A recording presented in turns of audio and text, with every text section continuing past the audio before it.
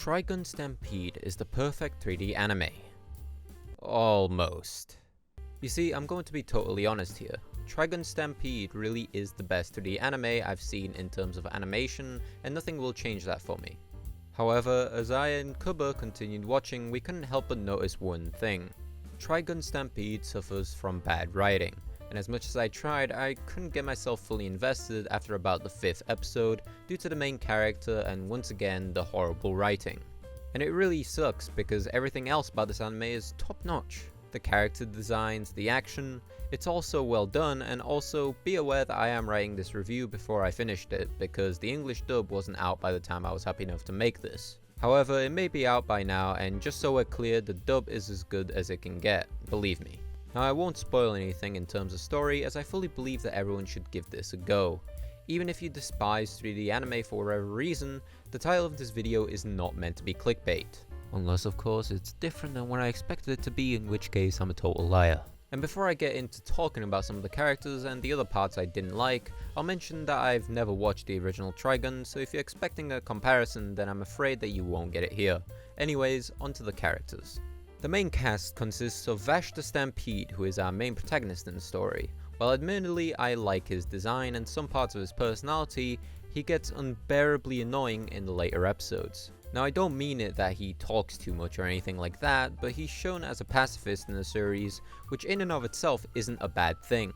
However, when shit starts hitting the fan and it's as simple as killing someone to solve a problem, he refuses to do so under any circumstance. He's not inept though, which makes it even worse as he does have the skill and knowledge to handle things, but sometimes he just doesn't.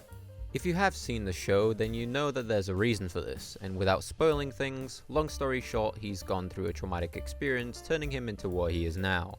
I'd be completely fine with that if his inaction only caused danger to himself, but that's not always the case. Besides all that, he's a likable character due to his comedic and idiotic personality. I also very much got attached because of the dub, as I adore his voice actor. He's done many voices including Nero, who is a character in my favorite video game series, Devil May Cry. Next we have a duo called Meryl Stryfe and Roberto De Niro. No, not Robert De Niro, it's Roberto with no correlation to Robert at all from my understanding. They're a part of a news agency with Roberto having much more experience and Meryl being a newcomer. They travel the wastelands looking for a scoop and end up finding Vash in an interesting fashion. As characters and addition to the main cast, they're great at making the team more diverse, and I really liked Roberto due to his personality. However, they're not necessarily interesting design wise, not that it takes much away from the main story. My most favorite character design wise would be Nickolas the Wolfwood. Now if you don't think that name isn't cool itself, I'll literally murder you. Now okay, jokes aside, I really like his design very much. He carries a big fuck off cross, which you find out what it does later, and let me tell ya, it's a doozy. Either way, he's not super amazing personality wise, but he's cool enough for me to like him. So that's pretty much the main cast. There's a boatload of other characters you meet as the series goes on, and while some are just kinda meh, the others such as the villains are also just amazing. All their designs are so creative and I liked almost all of them, so if you're into that like myself and Kuba, that's another reason to watch the show. To expand a bit on the animation, man, it's unbelievable how they did it.